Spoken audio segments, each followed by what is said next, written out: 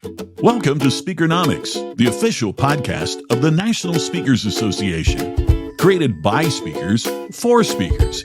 It's your fast track to sharper skills, bigger impact, and a smarter speaking business. Subscribe and download using the link below. And step into the spotlight.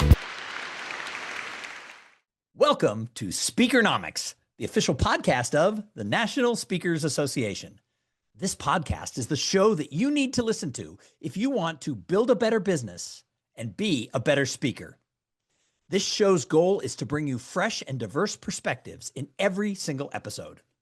My name is Tom Singer, and I am your host for this week, and we are joined by Jake Thompson, CSP. Jake, welcome to the show. Thanks for having me, Tom. Excited to hang out with you today. So for those of you who don't know Jake, and my gosh, you really should know Jake, he is the founder and chief encouragement officer at Compete Every Day. And basically, he is a motivational speaker who teaches people to fight complacency. He wants to be known as the anti-complacency guy. And today, we're going to talk about merchandising your business. I know a lot of you out there are thinking, when I speak, what if I sold t-shirts? What if I had tchotchkes that had my name on it? Would that help grow my brand?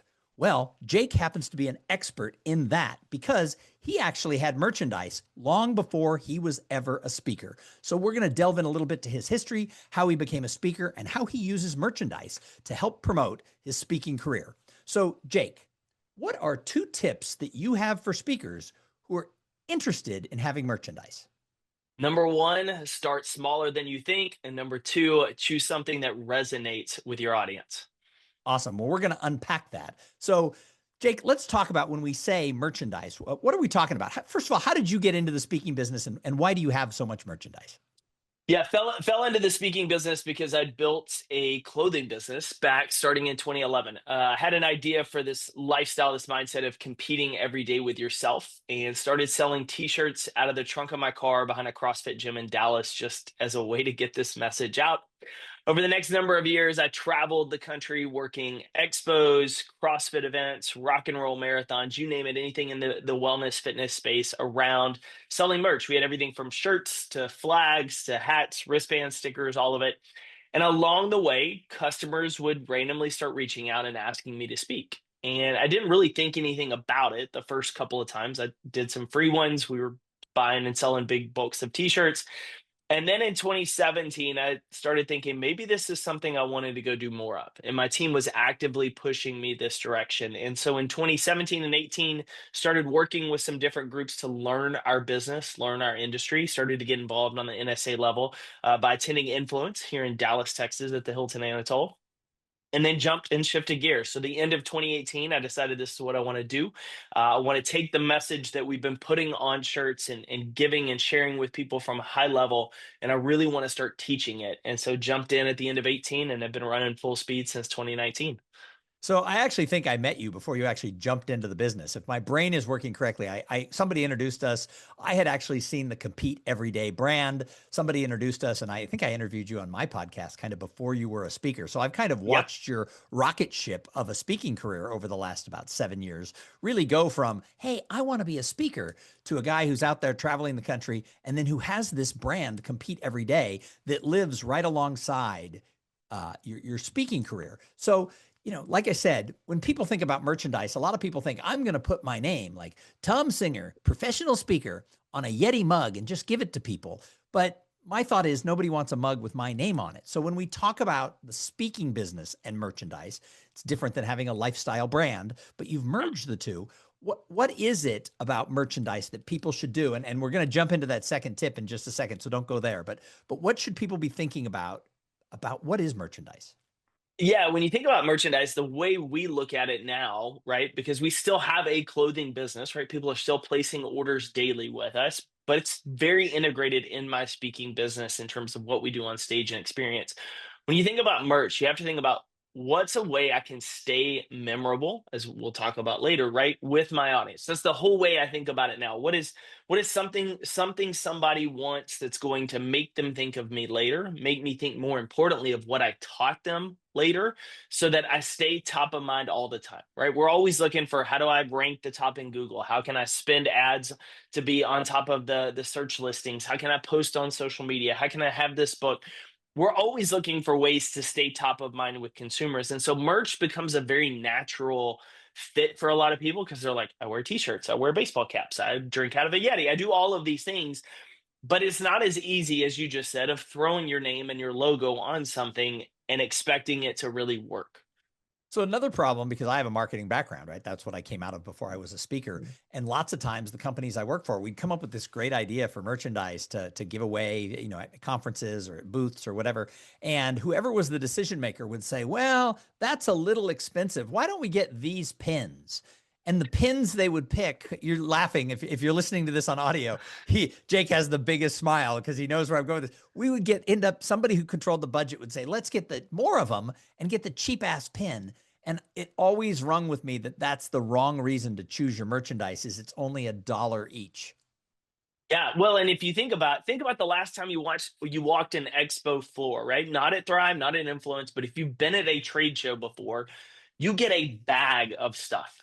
Cheap pens, lanyards, sometimes stickers, right? Maybe you'll get a little notebook. You get all of these things, and what happens? We go back to our hotel room and we think, well, I don't really have room in my luggage for this, so I'm just going to leave it in the room, right? Or you toss it. It's not memorable. It's not something you're going to use consistently. You've got a million cheap pens. And so the cheapest route is rarely the best route for a couple of reasons. One, if it's a cheap pen, do you really want your customer, your client, associating cheap with you, right? Cheap, crappy pen with you. We don't want that. So we've got to think of what's something that is going to align with our brand. The second is, I don't want to spend all this money and just toss it away. And that's what we see sometimes, right? We create things, we do giveaways with audience members, and then we leave the event, we see them littered on tables and in trash cans, and we think, why did I waste all that money? And so you want to be really intentional, because if we're going to spend the money for it and it's going to be a marketing investment, it has to be something that's way more impactful than a cheap pen. I will admit that the only time I've liked a lot of giveaways was when I would walk a trade show floor when I had young children. Like I think you have young children. I have adult children now, but when they were young, when they were, they're 5 years apart, when they were like 6 and 11 years old, I would walk around and I would find plushy toys or squeeze balls or things they would find, little hands that clapped when you wiggled them back and forth. And I would go up and I'd always have to ask for two, because I couldn't come back with one, because with a 5-year age gap, the sharing issue wasn't going to be great. So I'd always be like, I have 2 kids. Can I have 2 of these? And I would bring home, my kids were literally teenagers before they thought gifts of toys didn't come with corporate logos. Oh yeah. So back then, my dad. So to say that, like my dad, I grew up working in gas stations. My dad had some gas stations when I was a kid. So like I was the labor, but trade shows for convenience stores, it's candy. It's all the candy that goes in gas stations. So like he would come home with it was like Halloween a couple times a year, right? Because he'd come home with bags of candy, and it's never the candy you'd typically see on the shelf of like the M&Ms and like the stuff you're used to. It's like everybody who's trying to get their product on the shelf. And so I was the cool kid because I had all this candy that nobody had ever seen and had before, and I get to go through and sample. But you weren't the target market for the merchandise, and No. neither were my daughters for the merchandise. So let's get into this. I like to start the show with, what are 2 tips on this topic? And your first tip was, start smaller than you think. So let's dive into that tip. Somebody's listening to this. They're like, come on, guys, get to the meat of this. I want merchandise. What does tip 1 mean? Yeah, start small. I say that because merchandise is a very expensive game. At any point, you can go in my offices and in our kind of main office, and we have anywhere from $35,000 to $75,000 worth of inventory between shirts and wristbands and hats, and that's cash that could be in my pocket, sitting on shelves. And so it's a very expensive game initially, and so that's a piece of it. The other big piece that I don't think people realize is you don't really know what size to get if you're going to do shirts and even hats to that degree, right?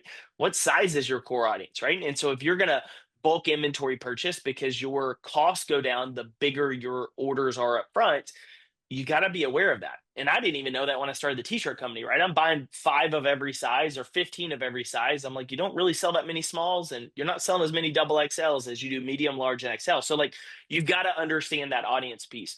The other aspect is you want to have a proof of concept, right? You want to use, there's some great companies that do a service called on demand. And a lot of us are familiar with it from our books, right? Kindle and, Amazon EDP does print on demand for books. It's the same concept with apparel. And so you can put a shirt or a hat or a tote bag or something available for your audience to order from you and start to see, okay, oh, we do sell this. Hey, I've sold one of those in 90 days. Probably not worth putting much money into, right?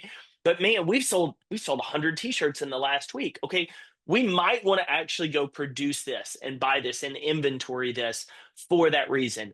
And that actually leads me to the next point of starting small is you're maybe inventorying some of it, especially early on. And your assistant, or for some of you, yourself, you're going to pack and ship those orders. And so these are all things you have to think about from a logistics and a fulfillment standpoint. But the biggest is to start small, because you don't want to do what every person who's ever had an apparel company has done, has gone out and bought something they're super excited about, only to watch it fall flat. Because I can tell you over the last, God, 15 years now, the shirt designs, the looks I've gotten so excited about have hardly moved. Like, it's been a grind to sell them. The stuff that is, that's a throwaway, we can't keep in shelves.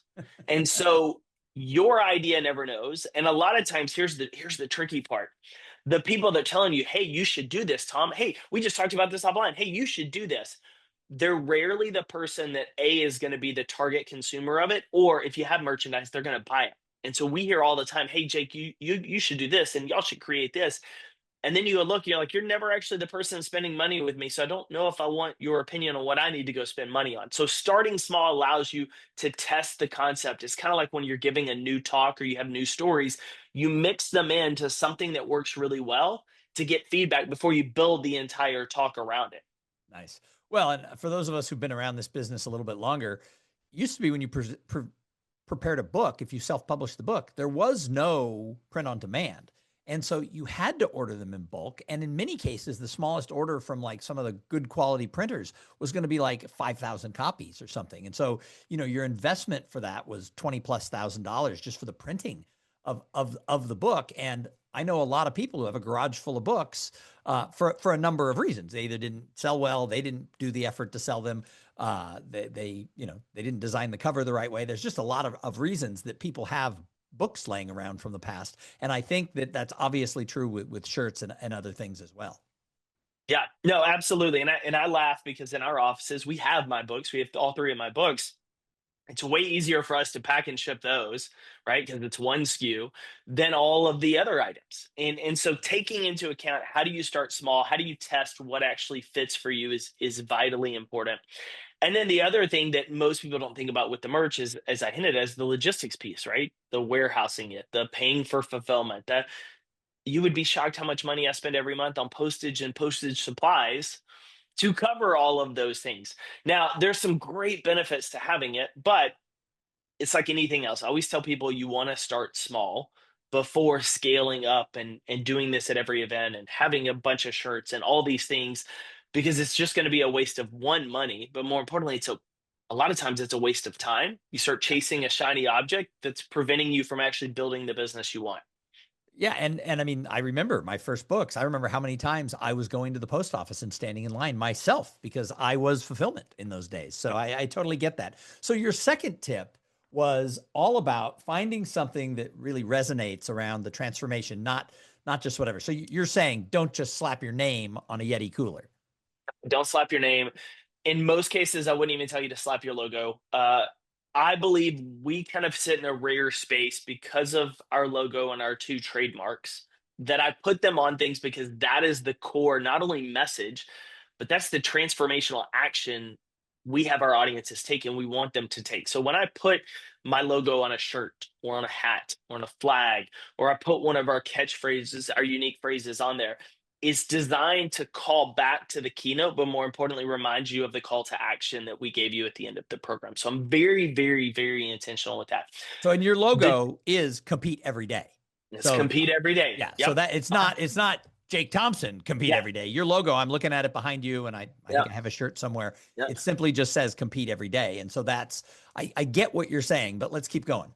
Yeah. So we have two trademarks: compete every day and beat yesterday. We do merch around those. They tie into everything. Obviously, from our standpoint, the merchandise came first. So we actually built a clothing business that had revenue, had customers, all of that. So when I think about it now, right, it's still the same as the trade show and the expo.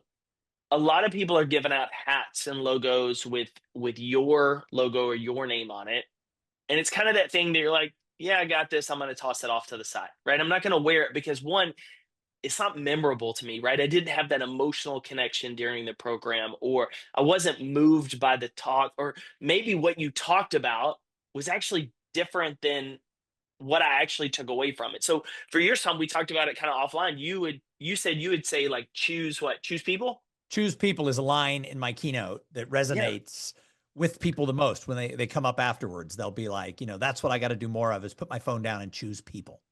And that would be the thing where I would say, man, that's the coffee mug. That would be the hat, the wristbands, which are really easy to do. That would be something because, yeah, Tom, you want them thinking of you. You want to be top of mind, but at the same time, you're like, I want them to think of this message and what I've built around this message and what inspires them to go change. Because if they go change the behavior, they're going to remember me. Like, we're going to go back to that. And so I tell people to think through all of your content, your work, and worry less about making sure your name's at the top or they immediately, oh man, it's got to be me. Think about what you want them to do. What's the transformation you want them to take to be courageous, to be a better leader, to choose people over their phones, right? Those things, then you can create different merch around it. And honestly, we talk about merch as physical goods, but one of the things I would always say, if Tom is that and Tom's saying is, man, choose people, in addition to giving everyone something that's going to make them think of it physically, I'd say, hey, here's an iPhone or Android wallpaper. And it may have little Tom Singer at the very, very bottom, but it's going to say choose people big. And you're going to be able to see that every day. And that's a leave behind, right? Because most times we think a leave behind is a books or a coin or a pen or a little notepad. But I've got a zillion notepads and pens from friends that are speakers and events, and they're all sitting in a box that I'm not really using. And I'm not going to hire them, right? Whereas something like compete every day on a wristband, right, that we can give people, or our control the controllables, allows them to take it and run with it. And what we typically do as well is it helps the gifting and thank you gifts for clients afterwards pretty easy, because we're going to gift and thank a whole kind of merch experience for the people that have hired to put us on stage, as well as the related executives and everyone else, so they can continue living out the message that we wanted everyone learning. So you're kind of in an interesting situation because compete every day sort of stands alone as something that is a message across industry lines and everything else. So it's something that people might want to buy. Not all of us are going to have stores where we're selling the merch. I think a lot of speakers just want to have, those Yeti mugs with their name on them that they're just giving out to people. But where should speakers look at this? Is this a giveaway, or is this something I'm going to sell? Yeah, so I think for the majority of people, it's a giveaway. And I think we have to be mindful it's a giveaway, because if you're trying to sell it, you're starting another business. And that's not easy. And there's a cash involvement, there's a time involvement, and it's a shiny object. However, if you have one of those messages that people actually buy, right? We go back to the beginning, start small. Put a t-shirt or two on your website with a company like Printful, Printful, that's out of Austin, along with Tom, that does on-demand. And they'll do on-demand posters and on-demand hats and things. And you can see, okay, is somebody actually buying this from me? And if not, cool, then we can use it as giveaways. The other aspect is, how can I make it a giveaway if I'm going to use it as marketing? How do I maximize the marketing experience? And so one of our NSA members, Bronkar Lee, who I love to death, if you know Bronkar is always full of joy. One of the things he and I talked about in the last year is, like, he's got these really cool little shakers. I was like, man, it'd be cool if you did something with those and actually send them to an office. So, like, don't give them at the event. Send them a week or two after the event as the reminder, as the cue of, hey, now that we've got back home in our office, oh my gosh, I forgot I was going to do that thing. And now I remembered to do that thing I had the intention to, but forgot.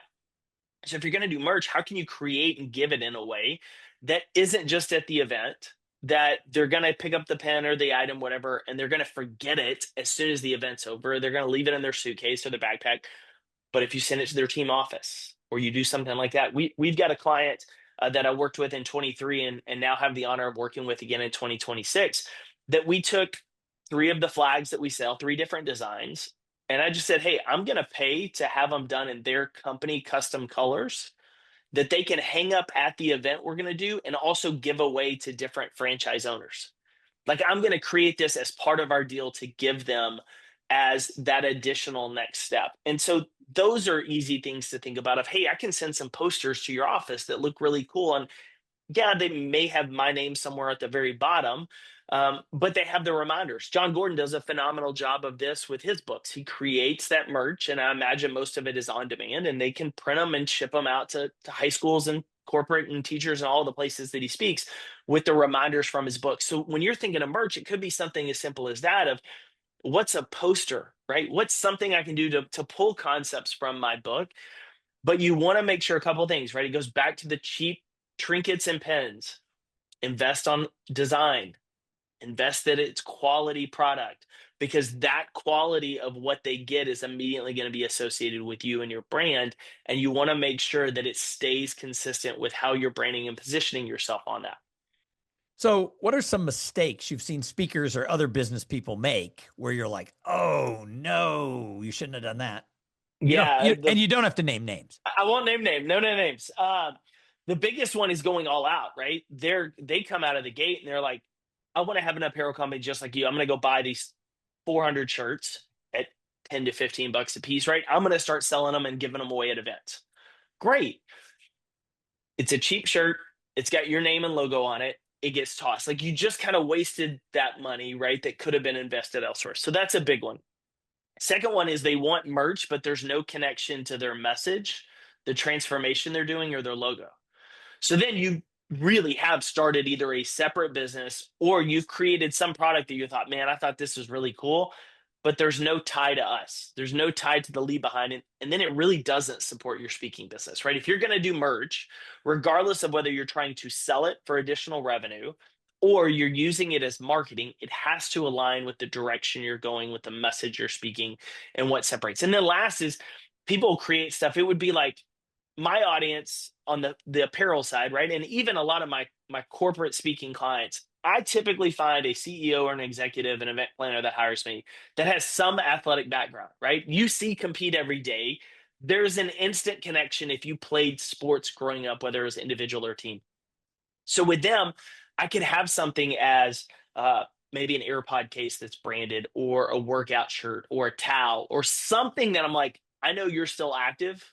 You're going to use this, right? But if my audience had nothing to do with anything around sports or fitness or any of that stuff, and I was giving out gym towels, right? Or I was giving workout runners hats, that would be a complete disconnect, because, man, I think that's cool. I love to run, but my audience doesn't at all connect with that. Well, then I've just wasted the money because I'm creating something. So you have to know what aligns with your audience.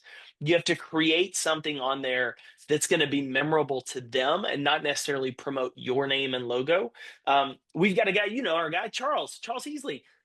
He's currently love Charles Heasley. Yes, shout he's out awesome. to Charles. Love Charles. He's VP right now at NSA North Texas. He's got Blue Line Leadership, and so we've talked about his stuff because he's looking at doing a little bit of merch, but in a very small, strategic way, as we've talked about.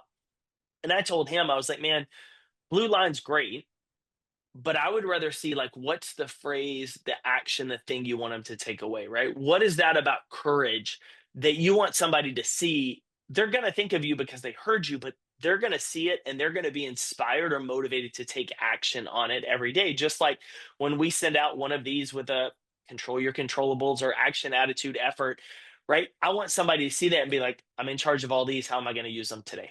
And so with him, it's no different than you, right? It's pulling not the core brand name or the title of your company.